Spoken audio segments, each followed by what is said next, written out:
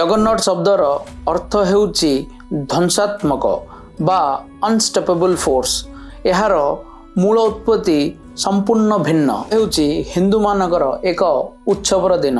यह केमिति एक ध्वंसाभिमुखी शब्द रे परिणत हैला आज आमे देखिबा। एही कहानी आरंभ हुए पुरी रे, जेउथरे कि लक्ष लक्ष भक्त पुरी को आसंती एवं सेठारे महाप्रभु जगन्नाथ रथ को टाणती। किंतु ब्रिटिश माने जेतेबेले एहाकू देखिले सेमाने एहाकू भक्तिर भाव सहित देखि पारलेनी। सेमाने एहाकू गोटिए भीड़ भाव रे देखिले। माने देखिले जे भक्त माने जानी सुनी चक्करे पड़ी जाउचंती। एहा एक अतिशयोक्ति थिला। जगन्नाथ शब्दटी इंग्रजी रे बदलाई जगन्नाथ करागला एवं एहार अर्थ रखागला ध्वंसकारी बा अपरिहार शक्ति। आपन को जदि आमर ए छोटिया वीडियोटी भल लागिथिबो लाइक शेयर एंड सब्सक्राइब निश्चित करिवे। जय श्री राम, जय जगन्नाथ।